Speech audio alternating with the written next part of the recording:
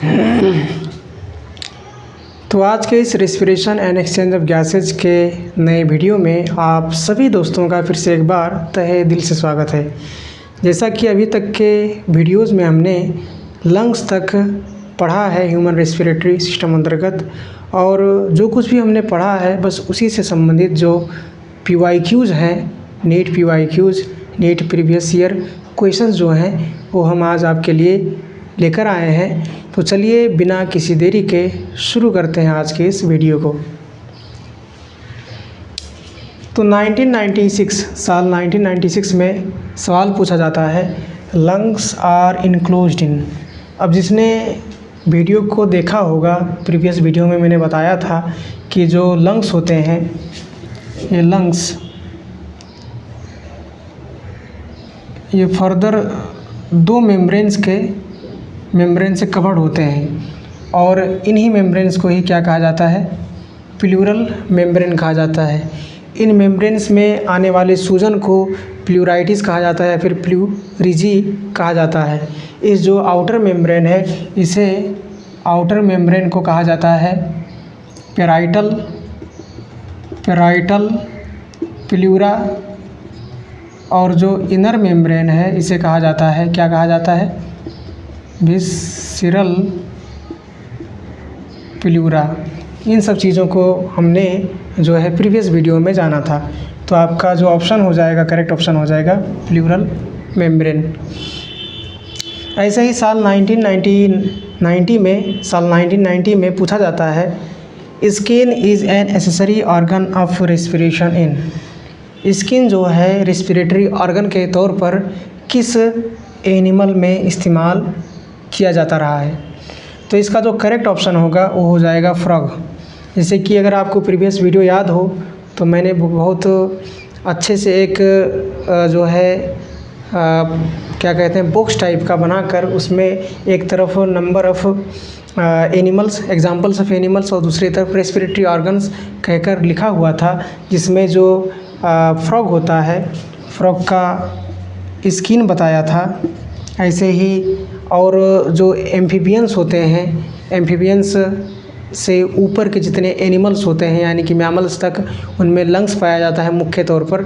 लेकिन फ्रॉग जो होता है स्पेशल कंडीशन में, यानी कि हाइबरनेशन, एस्टिवेशन जैसे कंडीशन में अपने मॉइस्ट स्किन से कर सकता है रेस्पिरेशन। ऐसे ही हमने जाना था अर्थवर्म के बारे में, अर्थवर्म अपने क्यूटिकल से, मॉइस्ट क्यूटिकल से रेस्पिरेशन कर सकता है। इन चीज़ों को हमने जाना था। ऐसे ही अगर बात की जाए, अब जैसे कि अगर इसी में अगर देखा जाए तो ह्यूमंस, मैमल्स है, जाहिर सी बात है लंग्स होगा। रैबिट मैमल्स है, जाहिर सी बात है लंग्स होगा। लिजार्ड क्या है, लिजार्ड एक रेप्टाइल है।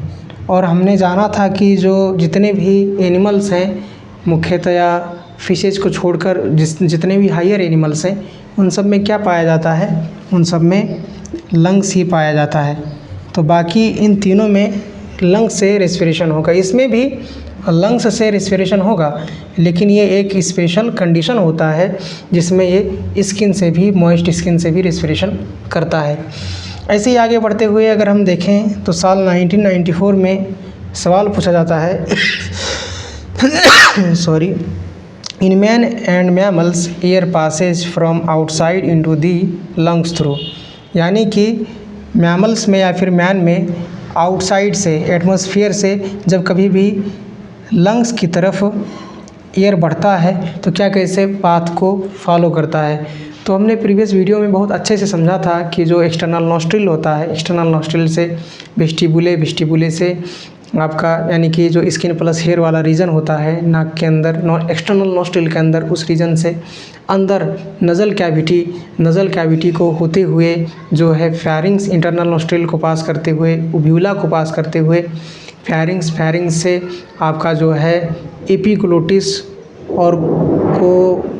ग्लोटिस को पास करते हुए लैरिंग्स से ट्रेकिया, उसके बाद में ब्रोंकस या फिर ब्रोंकाई से आपका ब्रोंकियोली, और फाइनली एल्वेओलाई। इस तरह से हमने जाना था। तो यही चीज़ कहता है जैसे कि नसल कैविटी से लैरिंग्स, फैरिंग्स, पहले लैरिंग्स बता दिया उसके बाद में फैरिंग्स बता रहा है तो गलत है। नसल कैविटी लैरिंग्स फैरिंग्स, फिर से जो है लैरिंग्स के बाद फैरिंग्स बता रहा है, गलत है। नसल कैविटी के बाद फैरिंग्स, फैरिंग्स के बाद लैरिंग्स, ठीक है। लैरिंग्स के बाद ट्रेकिया, ठीक है। ट्रेकिया के बाद ब्रोंकियोलिस कहना भी ठीक होता, लेकिन पहले ब्रोंकी को आना चाहिए था। ब्रोंकियोलिस के बाद ब्रोंकी को कह दिया, ये गलत है। से नसल कैविटी के बाद फैरिंग्स, फैरिंग्स के बाद लैरिंग्स, लैरिंग्स के बाद ट्रेकिया, ट्रेकिया के बाद ब्रोंकी, ब्रोंकी के बाद ब्रोंकियोलिस, ब्रोंकियोलिस के बाद एल्वेओलाई। तो हमारा जो आंसर हो जाएगा कुछ इस तरह से चौथा आंसर हो जाएगा, यानी कि जो आंसर है नज़ल कैविटी से जाएगा आपके फैरिंग्स में, फैरिंग्स में जाएगा, फैरिंग्स से लैरिंग्स में जाएगा, लैरिंग्स से ब्रोंकी और ब्रोंकी से ब्रोंकी ओलीज में पहुंचेगा, जहां से अल्टीमेटली वो एल्वेओलाई, एल्वेओलाई तक जाएगा। और एल्वेओलाई से जो है वो गैसेज जो है स्क्वेमस एपिथेलियम को पार करते हुए, यानी कि दो मेम्ब्रेन्स को, एक कैपिलरी को आर्टेरियल कैपिलरी और जो ये एल्वेओलाई का जो क्या कहते हैं मेम्ब्रेन है, इन दोनों के मेम्ब्रेन्स को पास करते हुए जो है गैसेज डिफ्यूज़ हो जाते हैं। किस में डिफ्यूज़ हो जाते हैं? आर्टेरियल जो है कैपिलरी में।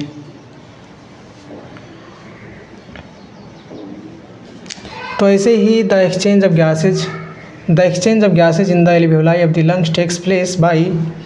अब गैसेज का जो एक्सचेंज होता है एल्वेओलाई में कैसे होता है? तो जाहिर सी बात है सिंपल डिफ्यूज़न से होता है। जैसे कि जो ये एल्वेओलाई होता है, ये एल्वेओलाई है और ये क्या है? कैपिलरी है। ये क्या है? कैपिलरी है। तो इनके जो ये मेम्ब्रेन्स हैं, सिंपल स्क्वेमस एपिथेलियम के जो ये मेम्ब्रेन्स हैं और इसके बीच में एक जो है बेसमेंट मेम्ब्रेन कहकर होता है, बस इसी तीन लेयर को ये पास करते हुए गैसेज डिफ्यूज़ हो जाते हैं। और जो कि कंसंट्रेशन ग्रेडियंट के हिसाब से होता है, यानी कि ऑक्सीजन का कंसंट्रेशन इस तरफ ज़्यादा होता है एल्वेओलाई में, तो वो कम ऑक्सीजन का कंसंट्रेशन होने वाली कैपिलरी की तरफ, और कार्बन डाइऑक्साइड जो कि डीऑक्सीजनेटेड ब्लड होता है इस कैपिलरी में आने वाला, तो इसका कंसंट्रेशन कार्बन डाइऑक्साइड का कैपिलरी में जाता होता है, इसलिए ये ज़्यादा से कम की तरफ, यानी कि एल्वेओलाई में कार्बन डाइऑक्साइड का कंसंट्रेशन कम होता है, उस तरफ ये क्या कर जाता है? मूव कर जाता है। तो कंसंट्रेशन ग्रेडियंट के हिसाब से जो है मेम्ब्रेन के एक्रॉस में अगर मूव कर जाते हैं गैसेस, तो उसी को ही क्या कहा जाता है? सिंपल डिफ्यूज़न कहा जाता है। तो इस तरह से इसका आंसर चौथा होगा, यानी कि सिंपल डिफ्यूज़न होगा। तो उम्मीद करता हूँ आज के इस वीडियो में जो कुछ भी सवालात आपको कराए गए आपको समझ में आया होगा।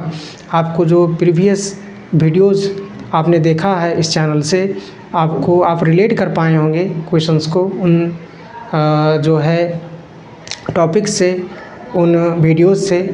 और ऐसे ही अगले वीडियो में इंशाअल्लाह हम जो अगले टॉपिक्स हैं इस चैप्टर के, उन्हें कवर करने की कोशिश करेंगे।